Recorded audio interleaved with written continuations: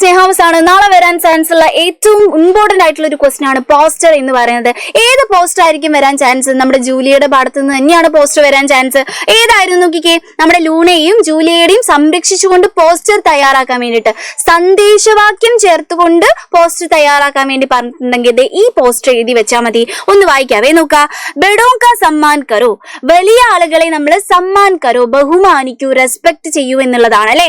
അത് എന്താണ്? ഹസാർ സാൽ പുരാനെ പേര് ലൂനാക്കോ ബച്ചാവോ, 1000 വർഷത്തോളം പുരാന പഴക്കമുള്ള നമ്മുടെ പേടായിട്ടുള്ള മരമായിട്ടുള്ള ലൂനാക്കോ ബച്ചാവോ, ലൂണയെ രക്ഷിക്കൂ എന്നുള്ളതാണ്. ഇതെങ്കിലും എഴുതി വെക്കണം എന്റെ മക്കള്. ബെഡോങ്ക സമ്മാൻ കരോ എന്ന് എഴുതിയില്ലെങ്കിലും കാര്യമില്ല. 1000 വർഷത്തോളം പഴക്കമുള്ള ലൂണയെ രക്ഷിക്കൂ, അതാണ് നമ്മുടെ മെയിൻ തീം എന്ന് പറയുന്നത്. അത് എന്തായാലും എഴുതി വെക്കണം.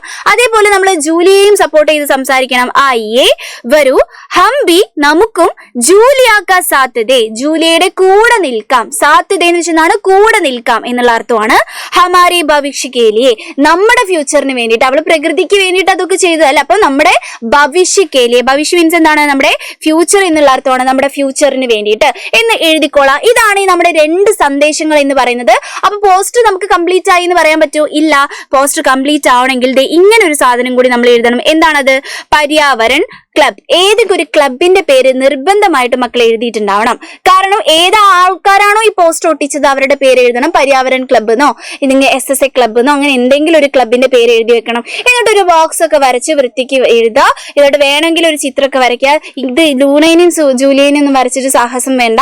ഒരു കുഞ്ഞി മരത് ഇങ്ങനെയൊക്കെ എന്തെങ്കിലുമൊക്കെ വരച്ച് വെക്കുക കേട്ടോ. അപ്പൊ തന്നെ നമ്മുടെ പോസ്റ്റർ കംപ്ലീറ്റ് ആവും. ഇതേപോലത്തെ കുഞ്ഞു കുഞ്ഞു കാര്യങ്ങളായിട്ട് ഇനി വരുന്നതായിരിക്കും. Bye bye.